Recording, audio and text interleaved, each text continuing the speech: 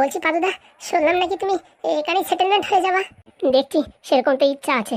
বাড়ির থেকে দূরে গিয়ে টাকা একটু বেশি হলেও ভালো লাগে না। কাছাকাছি থাকলে তোদের সঙ্গে সবার দেখা হবে, আর মন মানসিকতা ভালো থাকবে। কখন কার কোন বিপদ হয় বলা যায়, কাছাকাছি থাকাই ভালো।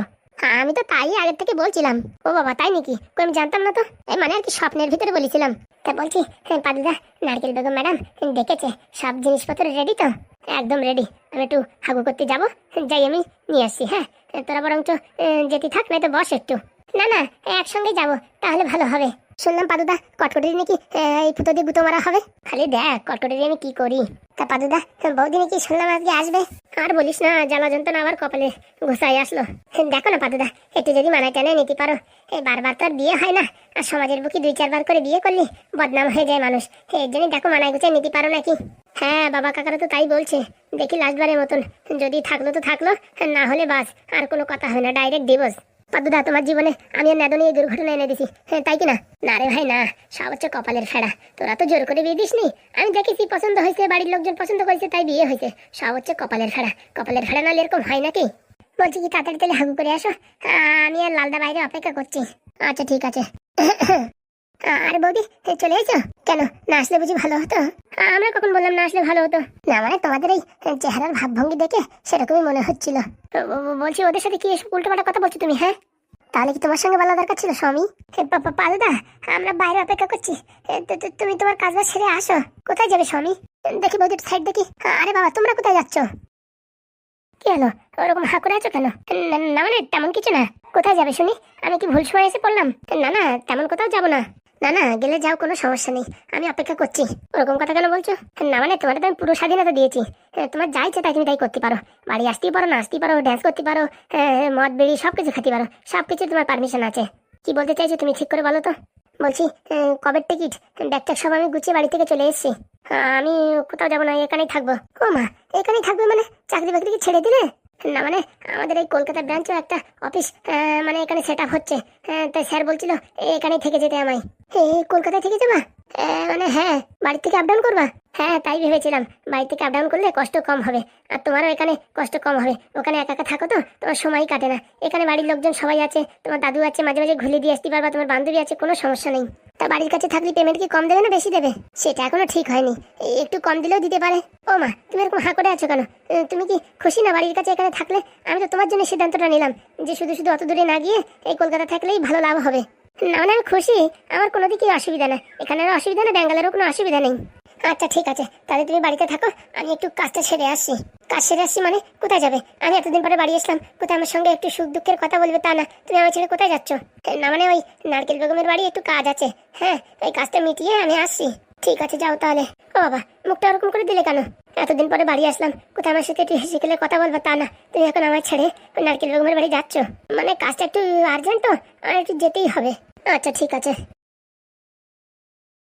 যাক বাবা, ভালোই ভালোই বেরোতে পারলাম।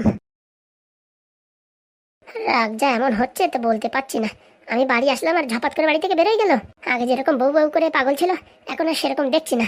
আমার যে মনে হয় ব্যাঙ্গালোরে ওই কোন মেয়ের টিউশন পড়ায় সেখানেই কোনো ঘটনা ঘটেছে, না হলে আমার দিকে এর কোনো ইন্টারেস্ট নেই। আমি সামনে আসলাম, একটু বললেও না কেমন আছো কি আছো বসো কথা বলি তা না, বাড়ি থেকে বেরো যেতে পারলি বাঁচলো। বুঝলাম না, তালতুল কিছু বুঝতে পারছি না। ব্যাঙ্গালোর ছেড়ে এখন কলকাতার ব্রাঞ্চে কাজ করবে, এই তো আমার ঠিক মনে হচ্ছে না। আমার মনে হয় এই ব্যাঙ্গালোরের অবস্থা জড়সড় অবস্থা। ওখানে গেলে হয়তো আমি সব কিছু ওর লীলাকলা জেনে যাবো, তার জন্য আমার হয়তো নেবে না, এখানেই রাখবে আর বলবে ব্যাঙ্গালোর অফিসে ডাকছে, এইসব হাবি যাবি বলে ওখানে দেখা সাক্ষাৎ করবে। হ্যাঁ, যাতে আমি কিছু টের না পাই। বিশাল বুদ্ধি তাই না? দাঁড়াও, আমিও দেখছি তুমি কলকাতার ব্রাঞ্চে কি করে কাজ করো। কিন্তু মাথা গরম করা যাবে না, মাথা ঠান্ডা রেখে কাজ করতে হবে। বাড়ির সবাই যেন আমার প্রতি সন্তুষ্ট থাকে, অসন্তুষ্ট যাতে না হয়। কি করা যায়? এখন তো মাথা পুরো পাড়া গরম হয়ে গেছে, কি করব? কন্ট্রোল করতেই হবে, কন্ট্রোল না করলে পরে হবে না। মাথা গরম করে কোনো কাজ নেই। মাস গেলে এতগুলো টাকা পাই, হাফ টাকা যদি ঝাড়তে না পারি তাহলে আর কিরকম বউ হলাম?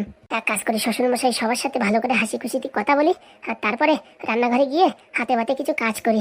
সবার মনটা আগে জয় করতে হবে, না হলে এখানে স্বামীকে বশ করা যাবে না। কন্ট্রোল কন্ট্রোল, মুখে একটু হাসি আসুক, সবার মন জয় করে তারপরে বাড়ির মানুষের ভিতরে বাড়ির মানুষের গন্ডগোল বাধাই দেবো, সংসার আমি বিচ্ছেদ করে দেবো। কিরে দাঁড়িয়ে আছিস কেন? চল দেখি নারকেল বেগম ম্যাডামের বাড়ি। বলছি কি পাদুদা, বৌদি তো সবে আসলো, তা তুমি একটু পরে আসতে নয়? আমরা ওখানে যে ম্যানেজ করতে থাকতাম। ওরে না রে না, বাড়ি না থেকে ওখানে থাকাই ভালো। কখন কোন কথায় কি বলে বসবো, আবার ঝগড়াঝাটি শুরু হয়ে যাবে। তার জন্য বাপু ওই নারকেল বেগমের বাড়ি চল। বলছি এতে কিন্তু বৌদি কিন্তু অসন্তুষ্টি হবে। আরে না, ও তো আমার দেখলেই ওর শরীরে গায়ে জ্বালা উঠে যায়। ও আমি বাড়ি না থাকলেই ভালো। এখন তো আইসে পয়সার জন্য, আমি তো সবই বুঝতে পারছি। সত্যি পাদুদা তুমি অন্তর্যামী গো, অন্তর্যামী। ওসব কথা ছেড়ে এখন চলো কাজ করি গে। তাড়াতাড়ি ওই যে এমএলএর বৌরি, ওই তার এমএলএর পদের থেকে নিচে নামাতে হবে, না হলে সবকিছু একদম তছনছ হয়ে যাবে। চলো তাহলে। কিন্তু পাদুদা আমার কিন্তু বৌদির ব্যাপারটা ভালো ঠেকছে না। তোর কি ভালো থাকবে না? আমি তো বুঝতে পারিছি এখানে আইসে মানে কোনো না কোনো একটা নেটা বাঁধানোর জন্য আইসে। ও এরকম মানে হালকা জলের খেলাড়ি না, ও হচ্ছে সাইলেন্ট কিলার। কখন কি করে দেবে কিছু বলা যায় না। হ্যাঁ তা ঠিক বলিস, বৌদির মাথায় বিশাল বুদ্ধি। ওরকম হালকা পাতলা ভাবে নিও না। আরে না রে না, আমি এসব হালকা পাতলা ভাবে নিই না। ভাবছি এখন এমন একটা মেশিন তৈরি করব মানুষের মনের কথা জানতে পারবে। তাহলে তো খুব ভালোই হয়, বুঝতে পারিস।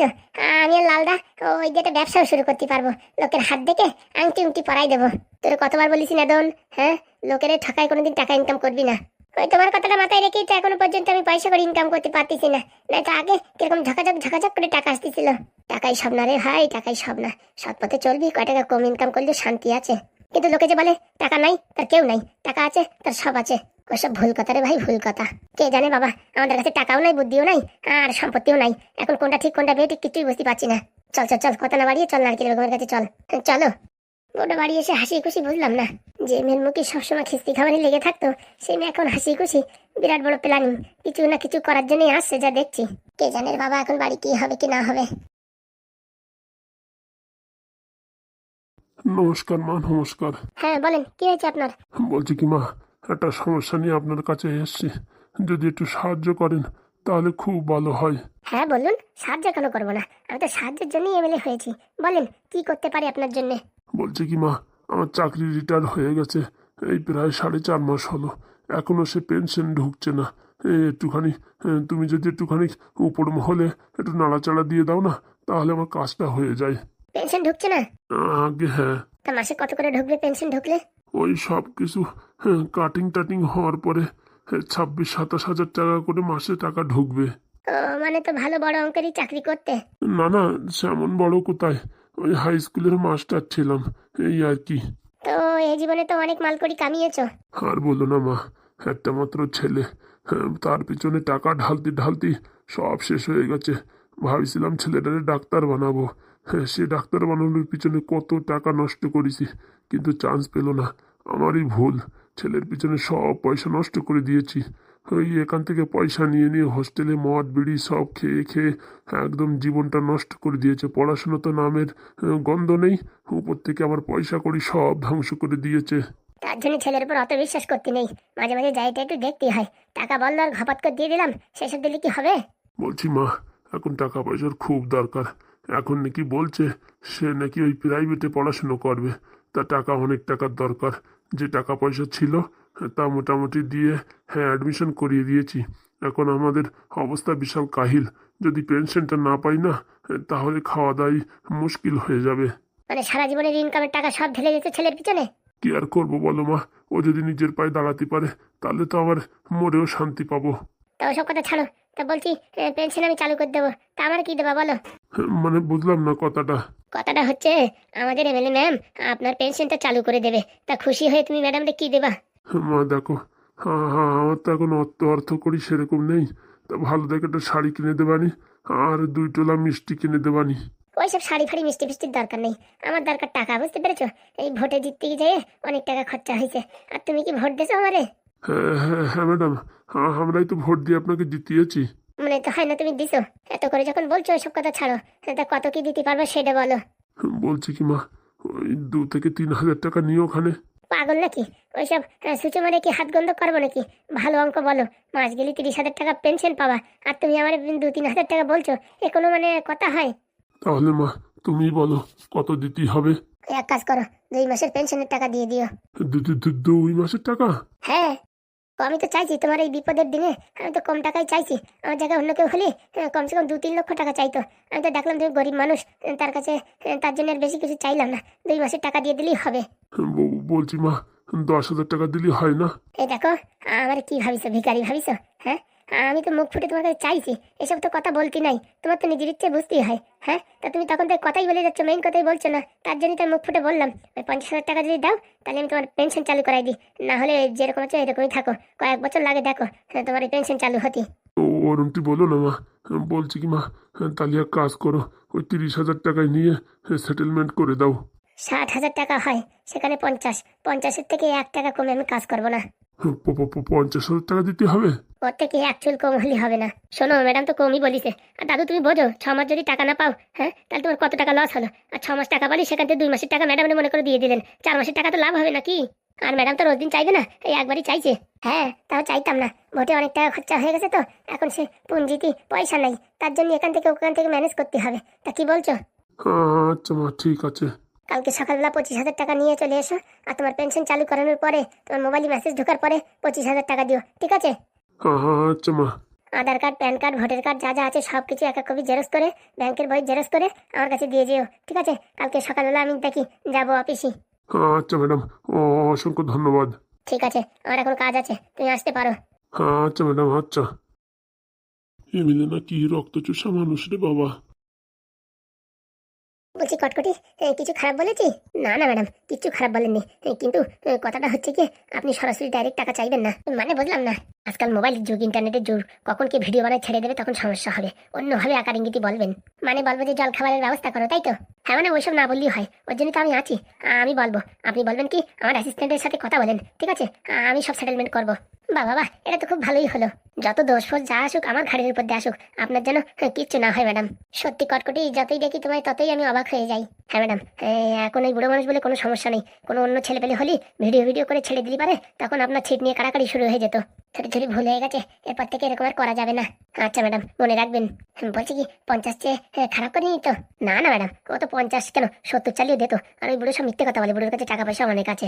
সে তো আমিও বুঝতে পারিছি, ওই 1 লাখ টাকার দরকার ছিল, তারপরে যা দিত তাইতেই অনেক ছিল। ও যা হয়েছে হয়েছে, এর পরের বারেতে এসব সেটেলমেন্ট করার দায়িত্ব সব তোমারই দেবো। আচ্ছা ম্যাডাম, বলছি কি ম্যাডাম, এখন আমার ঠাকুমা যে এলো না? এই তো দারোগাবু ফোন করেছিল, এখনই হয়তো ঢুকে পড়বে। ও তাই নাকি? আমার ঠাকুমা নিয়ে আসছে বুঝি? তা কিছু বলিনি, বলছে আসছি, সেই কথা বললো। কি মজা, আজকে আমার ঠাকুমা আসবে, আনন্দের আমার সীমা নেই। কতদিন পরে ঠাকুমারে ডাকবো। যা বাবা, তুমি ওটা খাওয়া দাওয়া করে এসো, দারোগাবুরা আসলে তোমার আমি ডাকবানি। না না, আমার ঠাকুমা আসলে তখন একসঙ্গে খাবো। আরে বাবা, আমি বলছি তো, এখনো কখন আসে তার ঠিক ঠিকানা নেই। যাও, অল্প করে টিফিন করে আসো। ঠিক আছে। সকাল থেকে কিচ্ছু খাওনি, যাও খাওয়া দাওয়া করে এসো। 7 সকালে 50,000 টাকার সেটেলমেন্ট হলো, এখন যদি না খেয়ে থাকো তাহলে হয়? তোমার ঠাকুমা এসে বলবে আমার নাতির কি অবস্থা রে বাবা, মুখ দুটো পুরো চুমসে গেছে। যাও যাও, গরম গরম খাওয়া দাওয়া করে এসো। আর আমার স্বামীটা কি করে একটু দেখো, বুঝেছো? আর ভয়টাই পাবা না, গুদুম গাদাম করে বলে দেবা, ঠিক আছে? তারপর যাওয়া হয় আমি দেখবো। আচ্ছা ম্যাডাম, খাওয়া দাওয়া করে আসি তাহলে। আপনি খাবেন না? এই তো 50,000 খেলাম তো, আর কত খাবো? সত্যি না ম্যাডাম, আপনি যা কথা বলেন না, একদম পাই টু পাই। ঠাকুমা আসবে, কি মজা। সত্যি আগের জন্য হয়তো অনেক বড় পুণ্য করেছিলাম, নাহলে এরকম অ্যাসিস্ট্যান্ট পাওয়া যায়? হ্যাঁ, প্রত্যেকটা ঘাটে ঘাটে আমায় সাবধান করে। এখন যে টাকার কথা বললাম সেখানেও সাবধান করে দিল আমায়। বাবারে বাবা, এরকম ছেলে পাওয়া যায় না, অনেক কষ্ট করে পেয়েছি। আগে একটা উকিল রাখিছিলাম, কোনো কাজের না। বাবা, একাই 100। নারকেল বেগম যে কি হারালো তা স্বপ্নেও ভাবতে পারবে না। ম্যাডাম, এই যে বাবু এসে গেছেন, আসেন আসেন, ভিতরে আসেন। ও মা, মুখ কালো কেন? কি আর বলবো আপনারে। বলছি কটকটির ঠাকুমার কিছু হয়নি তো? সেটা কি করে বলবো, এখনো তো তার দেখাই পেলাম না। এটা কিরকম কথা হলো? তখন যে বললে আর 2-4 ঘন্টা সময় দাও, আর এখন বলতে দেখাই পেলাম না। আসতে বলেন, আসতে, দেয়ালেরও কান আছে। কেন, কি হয়েছে? একদম ম্যাডাম, সব হাতের মুঠোয় ছিল। এই কটকটির ঠাকুমারে পাবো, সেই এমনি সব কিছু গড়বড় হয়ে গেছে। মানে বুঝলাম না। আপনার কথা মতো আমরা প্রাণপণ চেষ্টা করেছি, ফুটোর বাড়ি থেকে 2জনে উঠে নিয়ে এসে বেদম কেলান কেলাইছি। ওরা স্বীকারও করে দিয়েছে যে কটকটির ঠাকুমা কোথায় আছে। যেই না ধরতে যাব, তার আগে পাদু চলে আইছে। পাদু মানে ওই যে ওই হাগুর ছেলে? একদম, ও ছেলেটা নাকি সায়েন্টিস্ট। আসলে সে যা কথাবার্তা বলে না ম্যাডাম, বলার বাইরে। আরে কি হয়েছে, এত সাসপেন্স না করে বলো। যে ওদের মারিছি, উপর মহল থেকে মানে হোম মিনিস্টারের ফোন এসে গেছে আমারে।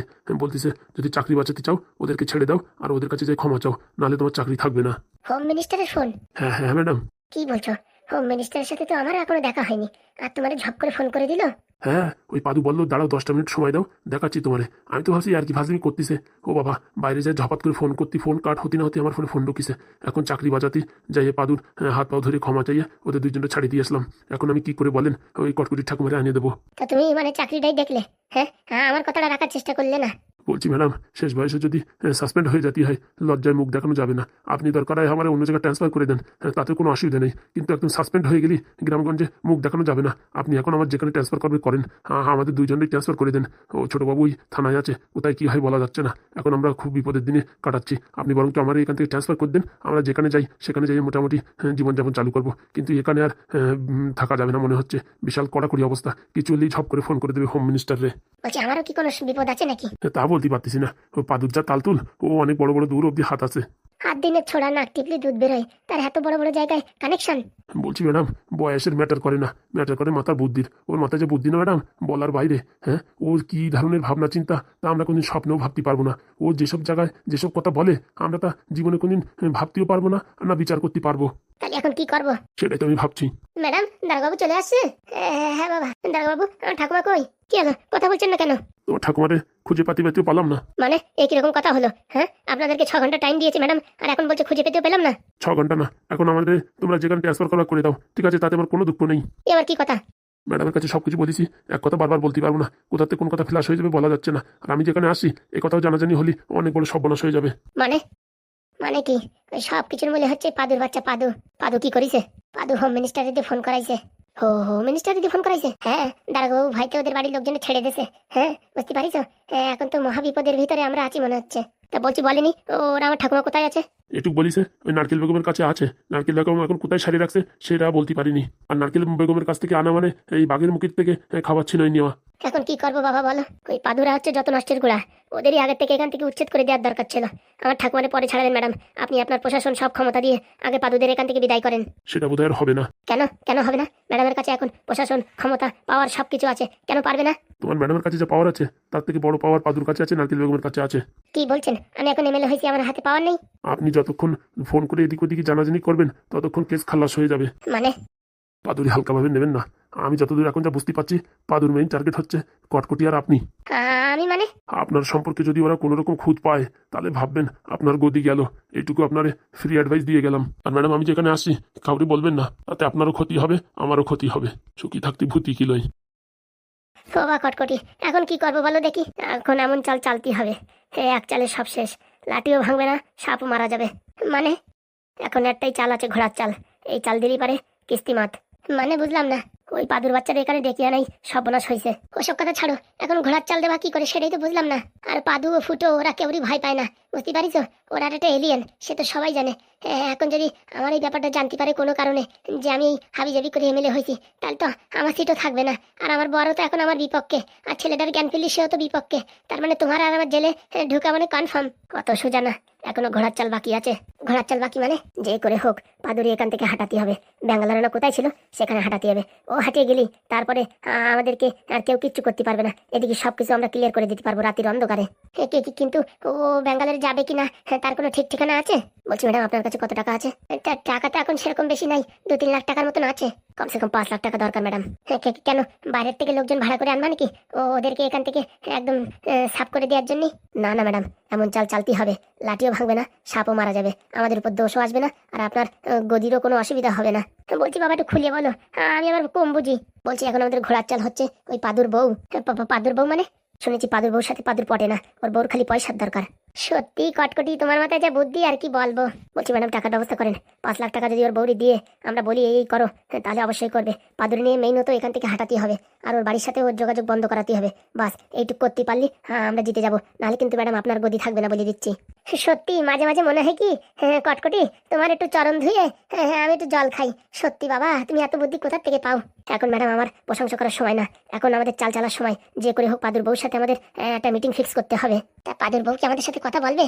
কথা বলবে টাকায় ম্যাডাম, আপনি টাকা রেডি করেন। একটু সময় লাগবে, ঘন্টা 2-3 ভিতরে 5 লাখ টাকা আমি জোগাড় করে দিতে পারবো। আপাতত এখন 50,000 টাকা ক্যাশ লাগবে। 50,000 টাকা ক্যাশ? হ্যাঁ ম্যাডাম, আর আমার জন্য কটা কেতা কম্বল দেন, আমার এক্ষুনি বেরোতে হবে। এক্ষুনি বেরোতে হবে মানে? ম্যাডাম অত কথা বলার সময় নেই, বুঝতে পারছেন, সময় খুব সংকেত। আপনি যদি এই এমএলএ পদে থাকতে চান তাহলে কথাবার্তা বললেন না, যা বলছি ঘপাঘপ টাকার ব্যবস্থা করেন, ঠিক আছে? নাহলে কিন্তু কপালে বিপদ আছে। ও বাবা, বিপদের কথা বলিও না, তুমি যা বলছো আমি তাই করছি। বিপদের কথা বলিও না, যে করে হোক তুমি আমার এই গদিটা বাঁচাও, নাহলে আমার সব শেষ হয়ে যাবে। আমার বড় শত্রু হয়ে যাবে, ছেলেও শত্রু হয়ে যাবে, সবাই শত্রু হয়ে যাবে। তার জন্য তো বলছি 50,000 টাকা ক্যাশ দেন, আমি ব্যাগটা গোছাই, এখন এবার বেরোতে হবে। হ্যাঁ হ্যাঁ আচ্ছা বাবা, বলছি কি বাবা, তুমি একটা ছোট একটা কিপ্যাড মোবাইল নাও না, ফোন করে কিছু জানতে না পারলি না আমার মনের ভিতর ধুপুক ধুপুক করবে। ও নিয়ে আপনি চিন্তা করবেন না, যে কোনো কারোর ফোন থেকে আপনাকে জানিয়ে দেবো, বুঝতে পেরেছেন? তাই হবে, তুমি এখন দাঁড়াও, আমি ঝপাত করে টাকাটা নিয়ে আসি। তাড়াতাড়ি যান ম্যাডাম। কি দিন আসলো রে, কি দিন আসলো! এমএলএ হয়ে তাও শান্তি নাই। ভাবিছি এমএলএ হলে সব শক্তি পাওয়ার আমার হাতে আসবে, এখন তো দেখছি আর উল্টো কেস। লোকজন যদি জানে আমি হাবিজাবি করে এমএলএ হয়েছি, তাহলে তো আমার জীবন শেষ, আলকাতরা ন্যাপথলিন। পাদুর বাচ্চা পাদু, তুই এখনো সাপ দেখেছিস, সাপের ফোনা দেখিসনি? আমার নাম কটকটি, আমি অত সহজে হার মানা ছেলে না। তোর এখন কি প্ল্যান আমার বোঝা হয়ে গেছে। এখন তোর মেইন প্ল্যান আমারে ধরে জেলে ঢোকানো, আর এই ম্যাডামরেও জেলে ঢোকানো। অত সহজে না, ঠিক আছে? তোর কাছে পাওয়ার থাকতে পারে, আমার কাছে বুদ্ধিও আছে। তুই সায়েন্টিস্ট হলি, আমিও কম সায়েন্টিস্ট না। কি করে পাদুরি দব্জ করতে হয় সে আমার জানা আছে। ঘোড়ার আড়াড়ি চাল দিয়ে পুরো একদম কিস্তি মাত করে দেবো। কিন্তু মালগুলো হোম মিনিস্টার অব্দি যোগাযোগ করলো কি করে, আমি তো তাই ভাবছি। হ্যাঁ, এখন হোম মিনিস্টার হাতে, নারকেল বেগম হাতে, মোটামুটি পাওয়ার টাওয়ার তো অনেকই জোগাড় করে ফেলিছে। আমি তো ভাবিছি কি এই এমএলএ আমাদের কাছে, মানে সব শক্তি আমাদের কাছে। দারোগা বাবুর মতন মানুষই ঝাপাত করে 5 মিনিটের ভিতরে নিঃশান্ত বানাই দিল। বুঝলাম না ব্যাপার স্যাপার, হালকায় নেওয়া যাবে না, কাজটা একদম মনোযোগ সহকারে করতে হবে। কোনোখানে ভুল হলি পারে ফেসে যেতে হবে, তাই নিখুঁতভাবে কাজটা করতে হবে। আগে যেতে হবে পাদুর দাদু শ্বশুর বাড়ি, ওই বুড়োরে আগে কবচায় নিতে হবে, তারপরে অন্য কাউরি। যতদূর শুনেছি হচ্ছে ঘটক মানুষ, পয়সার লোভ লালস প্রচুর, তাই ওরে দিয়েই প্রথম চালটা চালতেই হবে। ডাইরেক্ট যদি পাদুদের বাড়ি যাইয়ে ওর বউর সাথে কথা বলি, তাহলে সবাই আমার উপর সন্দেহ করবে, লোক পাঠালেও সন্দেহ করবে। কিন্তু বুড়োর সাথে যদি কানেকশন করাই করি, তাহলে কেউ কিচ্ছু সন্দেহ করতে পারবে না। বলছি ম্যাডাম হলো? হ্যাঁ হ্যাঁ বাবা আনছি, দাঁড়াও, একটা প্যাকেটে মোড়াই আনছি, একটু পেপারে মরিয়ে দেবেন যাতে দেখা না যায়। আচ্ছা বাবা হয়ে গেছে, আসছি। এই যে বাবা, এই কাগজের ব্যাগে আছে। বলছি ম্যাডাম, এই কথা যেন কোনো রকম ভাবে ফ্লাশ না হয়। এই বাতাসের কানেও গেছে কি এই কথা, তাই ভাববেন আপনার কপালে দুঃখ আছে, আমার কপালে দুঃখ আছে। বাতাস কেন, এটা পিঁপড়ে পর্যন্ত জানতে পারবে না। দেখেন ম্যাডাম, সবকিছু এখন আপনার হাতে। আপনি যদি এই কথা বাইরে ফ্লাশ করেন, আপনার ভবিষ্যৎ অন্ধকার। আমার বাড়ি নাই, ঘর নাই, দুয়ার নাই, আমি এখান থেকে দরকার হয় চলে যাবো রাজস্থানে। হ্যাঁ বুঝতে পেরেছেন? ওখানে গিয়ে কোনো গ্রামে চাষবাস করে বেঁচে থাকতে পারবো, কিন্তু আপনি এই বিষয় সম্পত্তি ছেড়ে কোথাও যেতে পারবেন না। তার জন্য কিচ্ছু মুখ দিয়ে বের করবেন না, কথা বলার আগে 10 বার ভাববেন। আর যদি ভাবেও কিছু বুঝতে না পারেন, কিচ্ছু বলবেন না, চুপচাপ থাকবেন। লোকে দুটো গালাগাল দিলেও এখন চুপচাপ করে শোনেন। আমার একটা দিন সময় দেন, কালকে সকালের ভিতরে আমি ফেরত আসবো। ততক্ষণ কিচ্ছু কাউরে কিচ্ছু বলবেন না, এমনকি আপনার স্বামীরও কিচ্ছু বলবেন না, কারণ কি সেও বেচারা এখন খোপে আছে আপনার, বুঝতে পেরেছেন? আচ্ছা বাবা, তুমি যা বলবা তাই। আর এরকম মুখটা মরা হয়ে থাকবেন না, এতেও কিন্তু কমজোরি বাইরে আসে, সবাই বুঝতে পারবে কোনো না কোনো একটা অঘটনা ঘটেছে। নর্মাল ভাবে থাকবেন, ঠিক আছেন? হ্যাঁ আচ্ছা বাবা, তাহলে আমি এখন আসি। হ্যাঁ, কালকে সকালের ভিতর চলে আসবো। ঠিক আছে বাবা, সাবধানে যেও বাবা, আমার নিয়ে আপনি টেনশন করবেন না। তুমি আমার ভরসা বাবা, যা বললাম সেটা মাথায় রাখবেন, বাকি সব আমার উপর ছেড়ে দিন, ঠিক আছে? মনে রাখবেন, মুখ থেকে কিছু বেরিয়েছে, ফসকেছে, কপালে দুঃখ আছে, কোনো চাপ নিও না বাবা, আমি কিচ্ছু বলবো না, কথা দিচ্ছি। ঠিক আছে, আমি আসি। দুগা দুগা। পাদুর বাচ্চা, তোরে কি করে ডাউন করতে এসে আমার জানা আছে। কাটা দিয়ে কাটা তুলবো, এমন জায়গায় তোর আঘাত করবো তুই জীবনে কি হবে কে জানে, ভগবান রক্ষা করো।